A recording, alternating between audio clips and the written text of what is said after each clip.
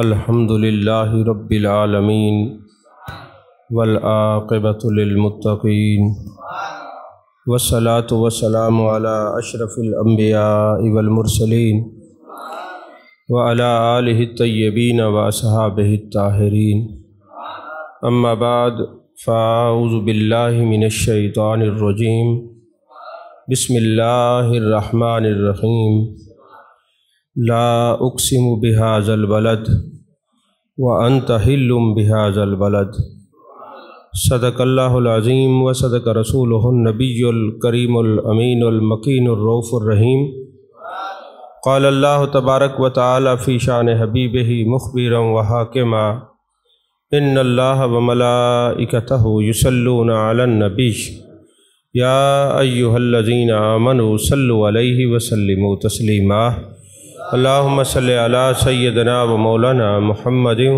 وعلی آل سیدنا و مولانا محمد وبارک وسلم وصلی علیہ الصلاۃ والسلام علیک یا رسول اللہ وعلی آلک و صحابک یا حبیب اللہ۔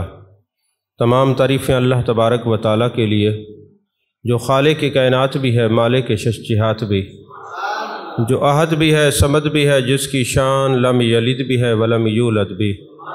لا تعداد ہدیہ درود و سلام بارگاہ سید الانام، شفیع رحمت، والی امت، شاہ خوباں، جان جانا، شہنشاہ حسینہ، سید سروراں، سیاہ لامکاں، تتمہ دوراں، سرخیل زہرہ جمالہ، رازدان ماوہا، شاہد ماتغا، صاحب علم نشرہ، معصوم آمنہ، احمد مجتبیٰ حضرت محمد مصطفیٰ صلی اللہ علیہ وآلہ وصحبہ وبارک وسلم کی دربار ناز میں اپنی عقیدتوں، ارادتوں، محبتوں کا خراج پیش کرنے کے بعد آپ حضرات جانتے ہیں کہ آج حج کے حوالے سے کچھ گزارشات پیش کرنی ہیں۔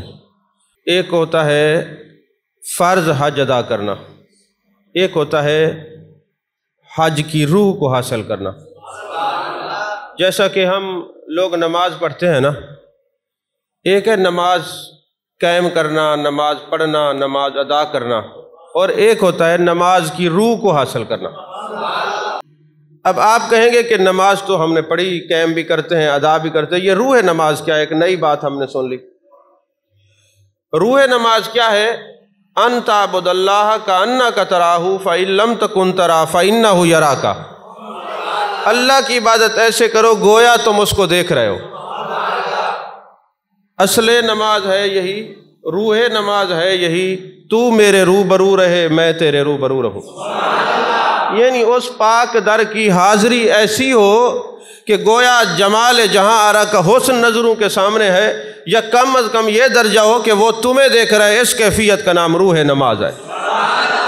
اب آپ اندازہ لگائیں، ہم نماز تو پڑھتے ہیں، اللہ اکبر کی اور حساب کتاب شروع، کوئی جوتی اٹھا کے لے جائے گا، کوئی موٹر سائیکل لے جائے گا، کوئی فلاں مسئلہ ہو جائے گا، اور یہ آج مولوی صاحب نے تلاوت لمبی کر دی، پتہ نہیں کب جان، وہ اللہ اکبر تو کر لیا ہے۔ اب یہ عاشقوں کی نماز نہیں ہے کہ آپ نے دونوں ہاتھ تکبیر تحریمہ سے جو ہاتھ اٹھائے جاتے ہیں، نماز شروع ہوتی ہے ہاتھ اٹھا لیے، اس کا سبب کیا ہے؟ میرے مالک میں نے سب سے ہاتھ اٹھا لیے، تیری بارگاہ میں آ گیا ہوں۔ لیکن آپ مجھے یہ ایمان سے بتائیں کہ جب ہم یہ نیت کرتے ہیں کہ میں نے ہاتھ اٹھا لیے، تو کیا ہاتھ اٹھا لیے حساب کتاب نہیں کرتے؟ خیالات نہیں آتی کہ میری کوئی جوتیاں اٹھا جائے گا، میرا فلاں مسئلہ ہو جائے گا؟ سارے پرابلم نماز میں یاد آتے ہیں کہ نہیں آتے؟ کیا پھر ہاتھ اٹھائے ہیں کہ یا جھوٹ بول رہے ہیں؟ ظاہر سی بات ہے، ہاتھ تو ظاہری طور پہ اٹھائے ہیں نا۔ اب دل سے تو اس کیفیت کو ہم نے حاصل نہیں کیا، تو آپ نے نماز پڑھی ہے، روح نماز حاصل نہیں ہوئی۔ روح نماز تب حاصل ہوگی کہ جب آپ نے جس کے لیے ہاتھ اٹھائے اس کا جلوہ بھی نظروں کے سامنے نظر آئے۔ یہ روح نماز ہے۔ اچھا، اسی طرح روح حج ہے، روح نماز بھی ہے، روح کلمہ بھی ہے، روح زکوٰۃ بھی ہے، روح حج بھی ہے، علیحدہ علیحدہ ہر ایک کی روح ہے۔ تو روح حج کیا ہے؟ حضرت جنید بغدادی رحمۃ اللہ علیہ کا ایک مرید حج کر کے آیا اور اپنے شیخ کی خدمت میں گیا اور کہنے لگا، حضور میں حج کر کے آیا ہوں۔ آپ نے فرمایا، بیٹا بہت اچھا کیا، مبارک ہو، خیر مبارک۔ اب وہ جنید بغدادی تھے جن کے سلسلے میں داتا صاحب بھی مرید ہے۔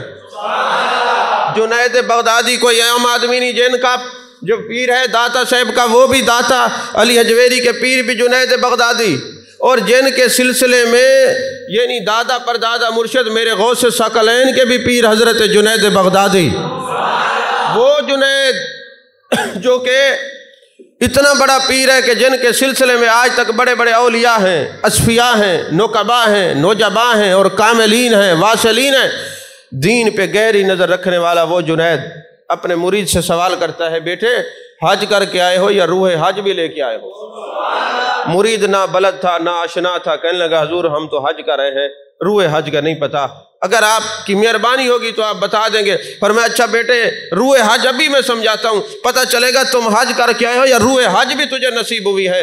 فرمانے لگے جب تم یہاں سے چلے تھے پہلے تو یہ بتاؤ حج کون سا کیا تھا؟ اب یہاں بھی ایک بڑا علمی نکتہ ہے، اکثر جہاز میں بیٹھے ہوتے ہیں نا تو ساتھ لوگ احرام باندھ کے بیٹھے ہوتے ہیں، ان سے پوچھتے ہیں حج صاحب حج تے ویندے پے وے؟ جی ہاں صحیح، کیڑا حج ہے؟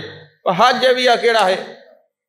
یعنی ان کو پتہ ہی نہیں ہوتا کہ حج ہوتا کون سا ہے۔ حج کی 3 قسمیں ہیں، حج ایک نہیں ہے۔ ہر حاجی کو یہ پتہ ہونا چاہیے کہ میں جو حج کر رہا ہوں یہ حج افراد ہے، حج تمتع ہے یا حج قران ہے۔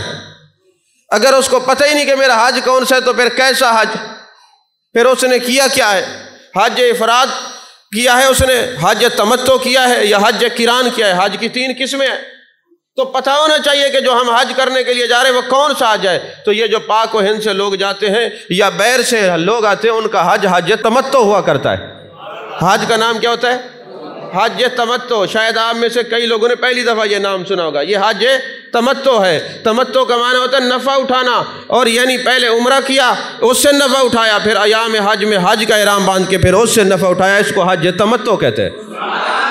یہ علیحدہ بات ہے کہ یہاں بیر سے جانے والے لوگ حج افراد بھی کر سکتے ہیں، حج قران بھی کر سکتے ہیں، حج تمتع بھی کر سکتے ہیں، اور یاد رکھیے سب سے زیادہ ثواب جس حج کا ہے وہ حج قران ہے، اور میرے آقا کریم صلی اللہ علیہ وسلم نے جو حج کیا ہے وہ حج قران ہے۔ یہ بہت مشکل ہے، یہ سواری بھی ساتھ رکھنی پڑتی ہے، اور اس حج کا ثواب بھی دگنا ہے، اور اگر کوئی خطا ہو جائے تو دام بھی دگنا ہے۔ یہ حج قران میرے آقا کریم صلی اللہ علیہ وسلم نے حج قران کیا ہے۔ اچھا انہوں نے کہا جی حج تمتع کیا ہے؟ اس نے کہا جی حضور والا حج تمتع کیا۔ تو فرمانے لگے اچھا یہ بتا جب تو یہاں سے نکلا تھا حج تمتع کے لیے شرط یہ ہے پہلے عمرہ کیا جاتا ہے، پھر ایام حج میں حج کا احرام باندھا جاتا ہے۔ جب تو نے حج کا احرام باندھا تھا تو تو نے نیت کی تھی اے اللہ آج میں نے اپنی پسند کا لباس اتار دیا ہے، تیری پسند کی 2 چادریں پہن رہا ہوں، اب جب تک زندہ رہوں گا جسم میرا ہوگا، میرا رب پسند تیری ہوگی، یہ نیت کی تھی۔ اب آپ میں سے کتنے لوگ ہیں جنہوں نے کئی حج کر رکھے ہیں؟ تو کبھی آپ کے ذہن میں یہ سوال آیا تو پتہ چلا حج کیا ہے نا، روح حج کو حاصل کرنا ہے نا، ابھی باقی ہے۔ تو کہا جناب یہ بتاؤ کہ تم نے جب یہ احرام باندھا تھا یہ نیت کی تھی میرے مالک آج کے بعد پسند بھی تیری ہوگی، جسم میرا ہوگا؟ کہنے لگے حضور مجھے کسی نے سمجھایا ہی نہیں، میں پا شکستہ جا نہ سکا قافلے تلک، اگرچہ دیر تک آتی صدائے جرس رہی۔ کہا مجھے جو نشانات تھے وہ تو مل رہے تھے لیکن کوئی راہبر ہی نہیں ملا جس نے مجھے پکڑ کے کہا کہ حج کیا ہوتا ہے، روح حج کیا ہوتی ہے۔ اس لیے محبوب نے فرمایا الرفیق ثم الطریق، پہلے تم حج کا ساتھی تلاش کرو پھر حج کا سفر شروع کرو تاکہ قرآن و سنت کے مطابق تمہارا حج ہو جائے، اور جس کا حج قرآن و سنت کے مطابق ہوتا ہے وہ کبھی زندگی بھر غریب نہیں ہوتا، وہ کبھی محتاج نہیں ہوتا، اور قیامت والے دن اپنے خاندان کے 400 لوگوں کی شفاعت کرے گا۔ یہ حج کی بڑی فضیلت ہے۔ تو عزیزان محترم پھر فرمانے لگے جب تو پہنچا ہوگا تو تو نے یہ نیت کی ہے کہ میرے مالک میں امن والے شہر میں آ گیا ہوں، اور جب کوئی امن والے شہر میں آتا ہے تو تیرے امن جو ہے وہ رحمت کی صورت میں برستا ہے، تو اب مجھے ہمہ وقت اپنی رحمت کے سائے میں رکھنا۔ اس نے کہا جی ہم نے یہ نیت ہی نہیں کی۔ اور میں اچھا اس کا مطلب یہ ہے کہ تو روحانی طور پہ مکے پہنچا ہی نہیں ہے۔ اچھا یہ بتا جب تو خانہ کعبہ کا طواف کر رہا تھا تو تیرے دل میں یہ نیت آئی میرے مالک آج میرا جو جسم خاکی ہے یہ تیرے گھر کی طواف کر رہا ہے، تیری اتباع میں تیرے محبوب کے حکم کے مطابق اطاعت کے اندر طواف کر رہا ہے، آئندہ جب تک جیوں گا میرا مالک جسم میرا ہوگا، تابعداری تیری ہوگی۔ تو نے نیت کی ہے؟ اس نے کہا حضور مجھے کہاں پتا، میں نے تو دوسروں کو دیکھا وہ جا رہے تھے اور پھر میں بھی چل پڑا۔ فرمانے لگے اچھا جب تو نے یہ رمل کیا ہے تو یہ رمل کیا ہوتا ہے؟ رمل نا پہلے 3 چکروں میں اکڑ کے چلتے ہیں پہلوانوں کی طرح، اور آخری 4 چکروں میں ایسے آرام سے چلتے ہیں۔ پہلے 3 چکروں میں رمل کرنا سنت ہے اور آخری 4 چکروں میں رمل نہ کرنا سنت ہے۔ تو جب یہ اکڑ کے چلا جاتا ہے، اس کے پیچھے لاجک کیا تھی؟ اس کے پیچھے وجہ یہ تھی کہ جب یہ مسلمان گئے نا حج کرنے کے لیے، تو یہ جو دشمن تھے، کافر تھے، مشرک تھے، انہوں نے کہا مسلمان کمزور ہو گئے، دیکھیں ان کے چہرے اتر گئے، یہ کمزور ہو گئے ہیں، چہرے اتر گئے ہیں۔ تو اب اللہ کے نبی نے فرمایا کہ ان کو دکھانے کے لیے ذرا پہلوانوں کی طرح چلو۔ ویسے تو یہ منع ہے کہ زمین پہ اکڑ کر مت چلو، زمین پر اکڑ کے نہیں چلنا، یہ حکم ہے، حکم قرآن ہے، زمین پر اکڑ کے مت چلو۔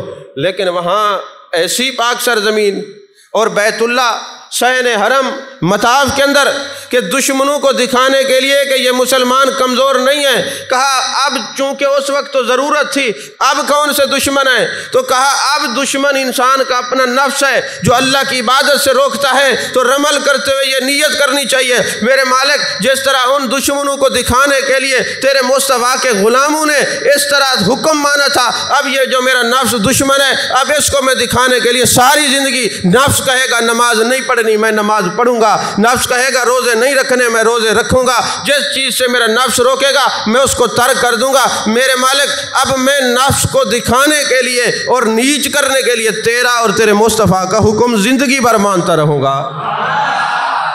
تو نے یہ نیت کی تھی؟ کہنے لگے جی نہیں۔ استباء کے بارے میں پوچھا، استباء یہ جو دایاں کندھا ہے اس کو ننگا کرنے کو کہتے ہیں۔ پھر فرمایا اچھا یہ بتا مقام ابراہیم جو ہے، اللہ نے قرآن میں فرمایا وَاتَّخِذُوا مِن مَقَامِ إِبْرَاهِيمَ مُصَلَّى، مقام ابراہیم کے پاس جو ہے وہ مصلی بچھاؤ۔ اور جب کوئی بندہ جاتا ہے نا، طواف کرتا ہے، عمرہ کرتا ہے، مقام ابراہیم کے قریب نماز پڑھتا ہے تو وہاں پہ فرشتے کھڑے ہوتے ہیں۔ جب یہ بندہ سلام پھیرتا ہے وہ کہتے ہیں تجھے مبارک ہو، تو گناہوں کی گٹھڑی باندھ کے لایا تھا، اللہ نے تیرے سارے گناہ معاف کر دیا۔ اب یہ سنائی تو نہیں دیتا، فرشتے کہتے ہیں۔ اب وہ مقام ابراہیم جو ہے کیا ہے؟ آپ لوگوں نے دیکھا ہے، کئی خوش نصیب ہیں کہ محبوب علیہ السلام کے جد اعلیٰ حضرت ابراہیم خلیل اللہ کے قدموں کے نشانات ہیں۔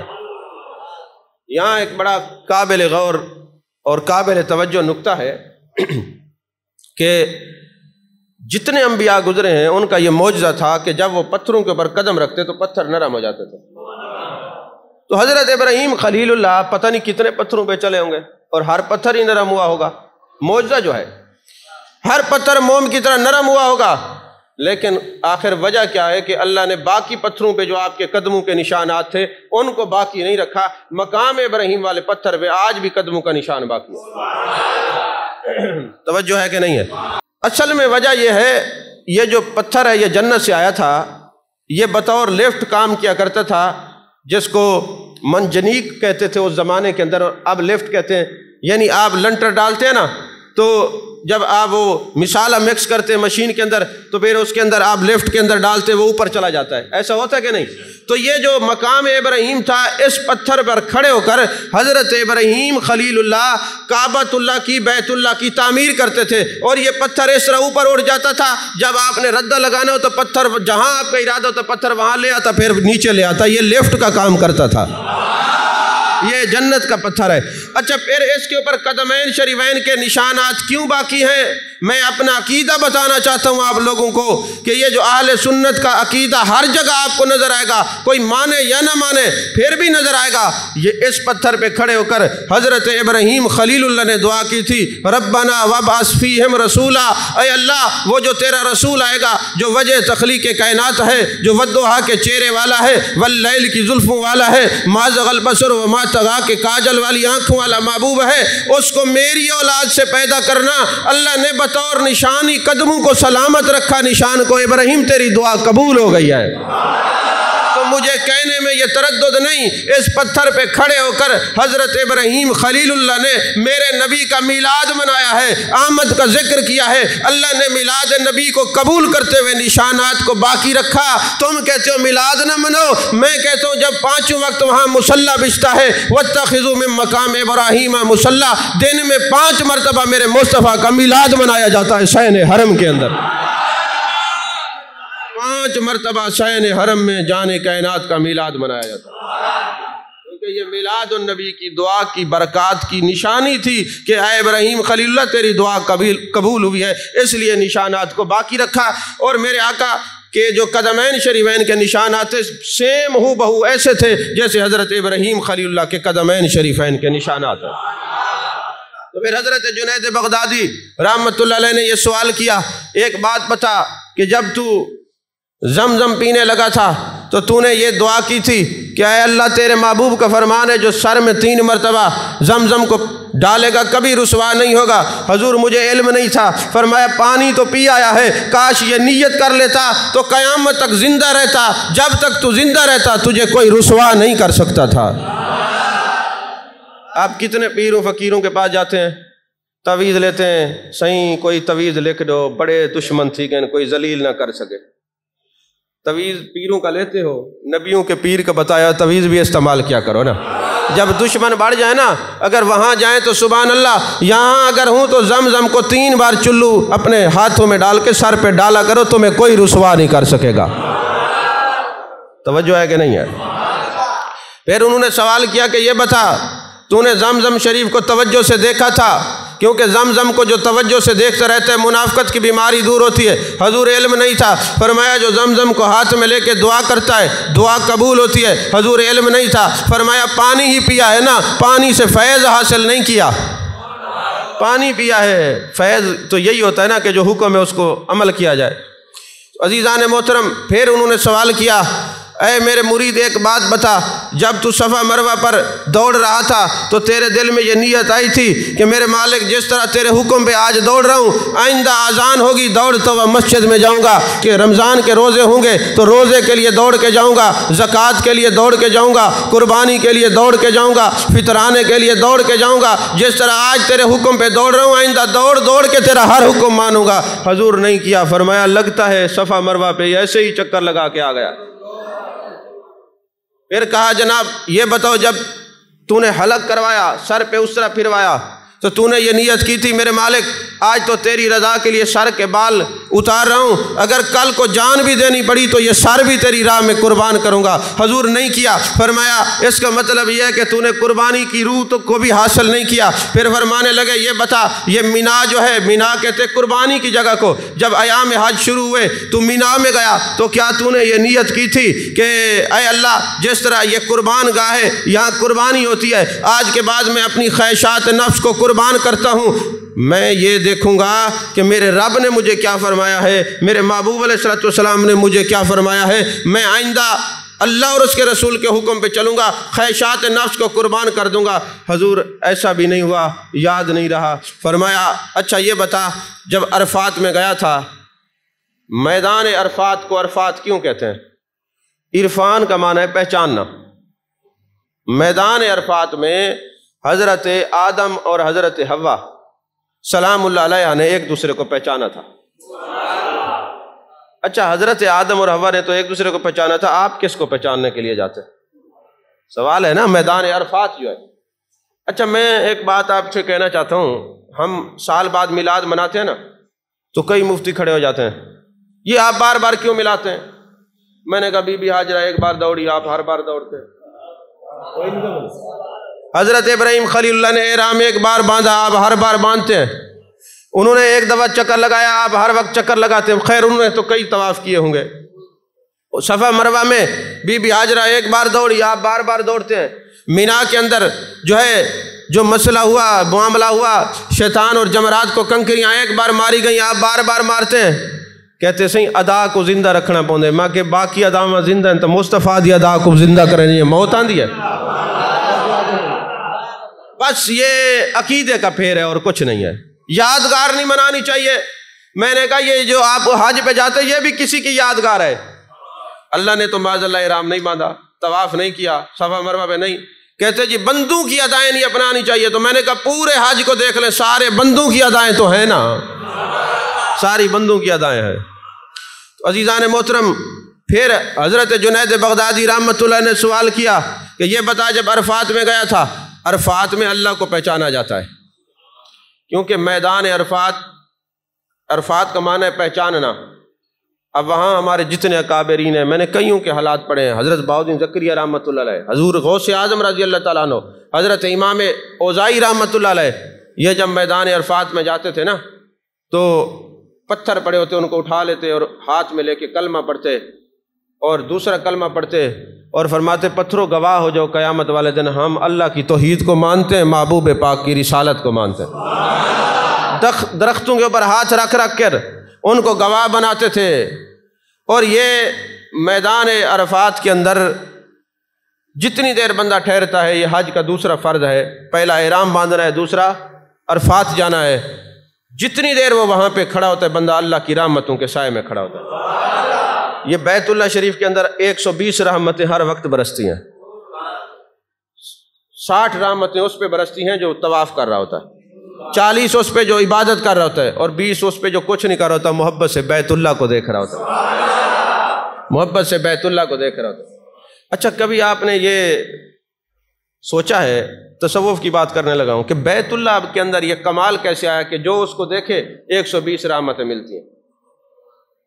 کوئی بچہ اپنے والدین کو دیکھے تو حج کا ثواب ملتا ہے۔ کہا بات دراصل یہ ہے، یہ جو ان کو دیکھنے سے ثواب ملتا ہے، دیکھنا یہ ہوگا کہ انہوں نے کس کو دیکھا ہے، انہوں نے کس کو دیکھا ہے جس کی وجہ سے یہ کمال پیدا ہوا ہے۔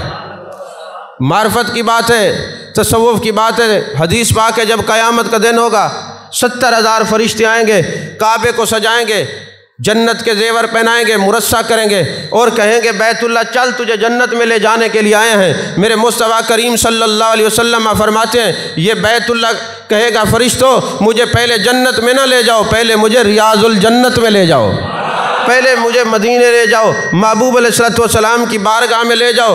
اس کعبے کو کعبہ ہی میرے مصطفیٰ نے بنایا ہے، میرے مصطفیٰ قبلہ گر ہیں، میرے آقا قبلہ گر ہیں۔ فرماتے ہیں میرے آقا نے فرمایا بیت اللہ کہے گا فرشتوں مجھے پہلے جنت میں نہ لے جاؤ، میرے محبوب کی بارگاہ میں لے جاؤ۔ جس جگہ عاشق جا کے سلام پیش کرتے فرشتے اٹھا کے بیت اللہ کو مدینے لائیں گے۔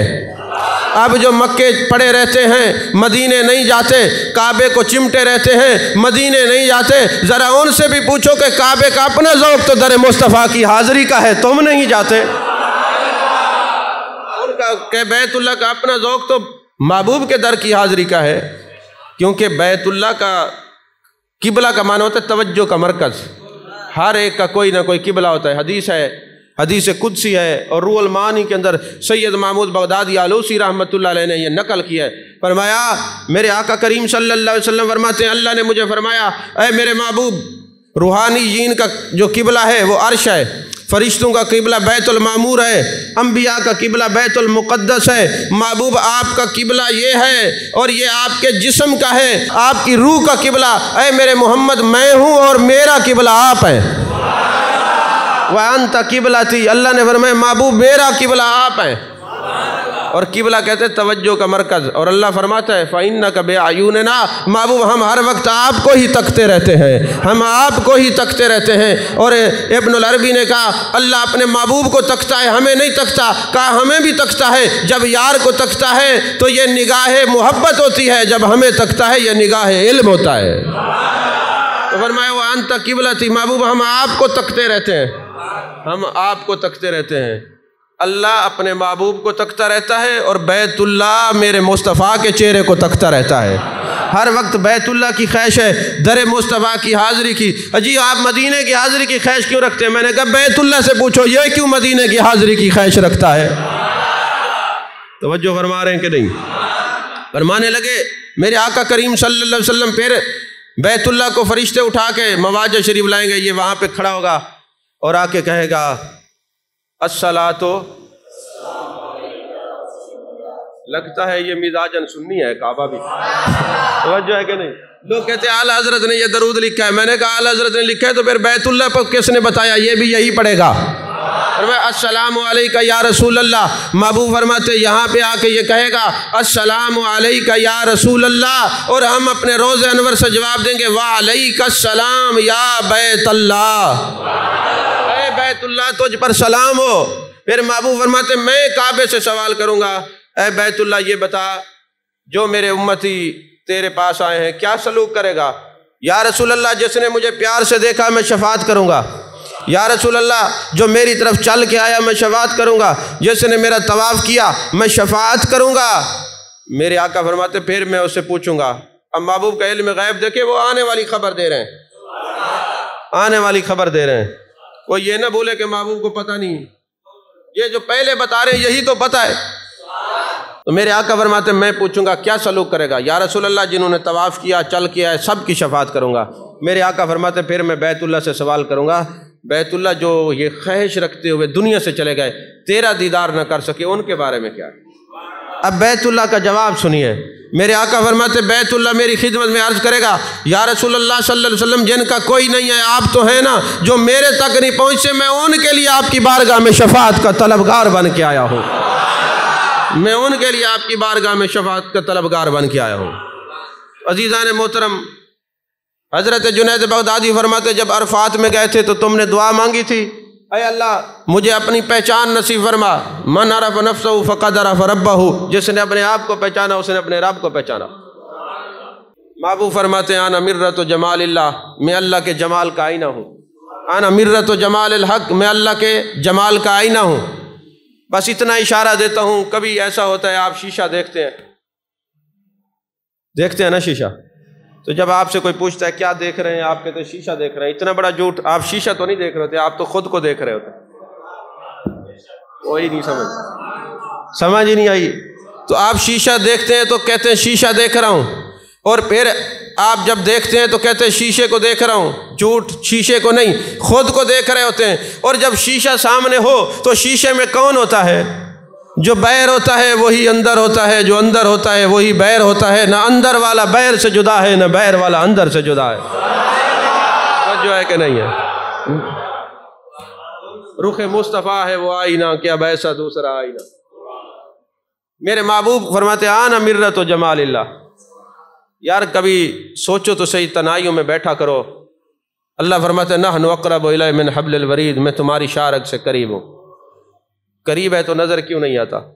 کہا قرب کی وجہ سے، ہاتھ اب نظر آ رہا ہے اب بھی آ رہا ہے، اب نہیں نظر آ رہا۔ قرب کی وجہ سے نظر نہیں آتا۔ میرے مالک جو تجھے دیکھنا چاہے تو کیسے دیکھے؟ فرمایا قرب کی وجہ سے نظر نہیں آتا۔ سرما ہتھیلی بھی رکھ لو نظر آتا ہے، آنکھوں میں ڈال لو سرما نظر نہیں آتا۔ اب اس سرمے کو دیکھنے کے لیے آئینے کی ضرورت ہے، وہ آئینہ میرے مصطفیٰ کا چہرہ ہے، آئینہ میرے محبوب کا چہرہ ہے۔ عزیزان محترم، انہوں نے پوچھا تم نے یہ دعا کی تھی کہ مجھے اے اللہ پہچان نصیب فرما؟ نہیں کی۔ فرمایا اچھا عرفات سے بھی ایسے ہی چکر لگا کے آ گیا۔ اچھا یہ بتا جب مزدلفہ گیا تھا وہاں وقوف کرنے کے بعد شیطان کو کنکریاں مارنی ہوتی ہیں، اور کنکریاں کتنی مارنی ہوتی ہیں؟ 7۔ پہلے دن ایک شیطان کو، پھر دوسرے تیسرے دن اور چوتھے دن تینوں کو۔ تو یہ بتا کہ تو نے جب یہ کنکریاں ماری تھیں تو 7 کنکریاں مارنی ہوتی ہیں، اور یہ 7 کنکریوں میں حکمت کیا ہے؟ 7 کنکریوں میں ایک تو یہ ہے کہ حضرت ابراہیم نے، حضرت اسماعیل نے، حضرت بی بی ہاجرہ نے 7 کنکریاں ماری تھیں۔ پہلی تو یہ بات ہو گئی۔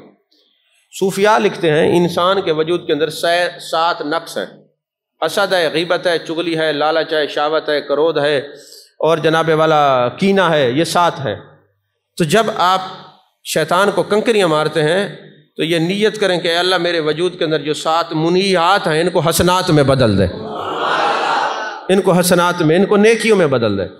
تو تو نے یہ نیت کی تھی کہ میرے اندر یہ بت ہیں جو ان کو نکال دیا جائے؟ حضور نہیں۔ فرمایا اس کا مطلب ہے تو وہاں سے چکر لگا کے آ گیا۔ اور کتب حدیث کے اندر یہ بات موجود ہے۔ صحابہ نے سوال کیا یا رسول اللہ صلی اللہ علیہ وسلم یہ تو اتنا ہم نے کنکریاں ماریاں، یہاں تو پہاڑ ہوتے، اور بعد میں آپ کے امتی لاکھوں کی تعداد میں آئیں گے تو یہاں تو پہاڑ بن جائیں، یہ کنکریاں کہاں جاتی ہیں؟ محبوب علیہ السلام نے فرمایا جس کی کنکری مقبول ہو جاتی ہے فرشتے اٹھا کے جنت میں لے جاتے ہیں۔ یہ بھی میرے محبوب علیہ السلام کا یہ معجزہ ہے۔ پھر انہوں نے سوال کیا کہ یہ بتاؤ قربانی میں تو نے نیت کی تھی خواہشات نفس کی؟ حضور نہیں کی۔ فرمایا بیٹے جو تو کچھ عمل کر کے آیا ہے نا، تو حج کر کے آیا ہے، روح حج کو نہیں سمجھا۔ روح حج یہ ہے کہ جب تو حج کر کے تیری زندگی بدل جائے، تیری کیفیات بدل جائیں، تیری شتیحات بدل جائیں، پھر تو جس سے ملاقات کرے اس کے لیے کرے، جس سے بچھڑے اس کے لیے بچھڑے۔ قل ان صلاتی و نسکی و محیای و مماتی للہ رب العالمین کا مظہر ہو جائے، تیرے رشتہ دار رشتوں کی وجہ سے نہ پہچانے جائیں، یہ کہ اللہ کی مخلوق ہے، محبوب کی امت ہے، امت سمجھ کے جس سے ملا جائے، یہ ایمان کا اعلیٰ درجہ ہوتا ہے۔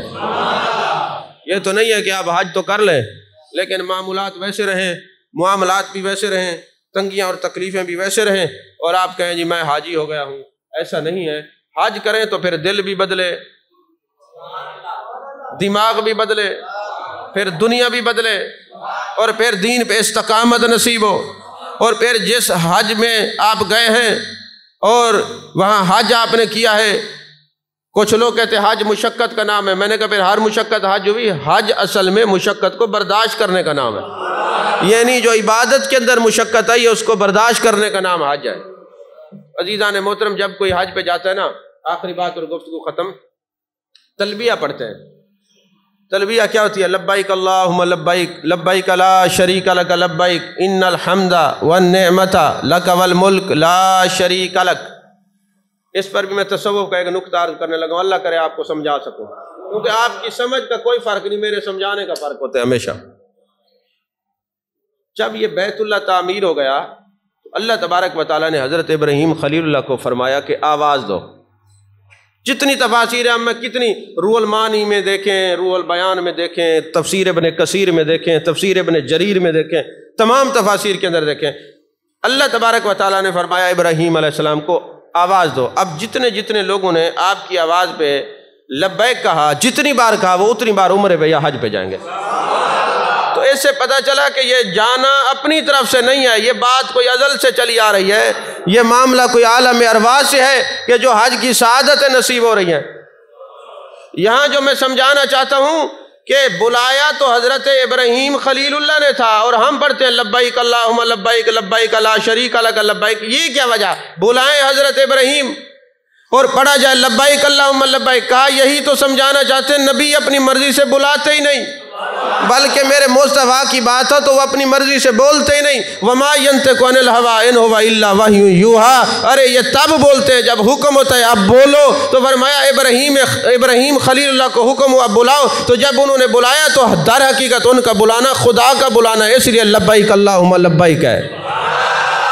تو لبیک اللہم لبیک لبیک لا شریک لک لبیک، میرے مصطفیٰ فرماتے جب کوئی تلبیہ پڑھتا ہے، جب چلتا ہے، جس عمارت سے گزرتا ہے وہ تلبیہ پڑھتی ہے، درخت تلبیہ پڑھتے ہیں، زمین تلبیہ پڑھتی ہے، قیامت والے دن یہ ساری چیزیں گواہی دیں گی کہ اے اللہ اس نے تیری توحید کا اعلان کیا تھا، لبیک اللہم لبیک لبیک لا شریک لک لبیک ان الحمد والنعمت لک والملک لا شریک لک، تیرے سوا کوئی عبادت کے لائق نہیں، بس اللہ کی توحید کا اعلان کرتے ہیں۔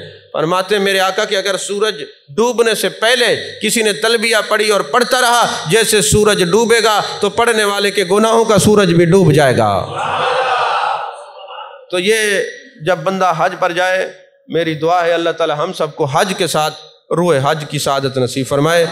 وقت مختصر ہوتا ہے، ابھی میں تمہید باندھ رہا تھا، وقت ختم ہو گیا۔ اللہ تعالی بار بار یہ سعادت نصیب فرمائے، آمین۔ وآخر دعوانا الحمدللہ رب العالمین۔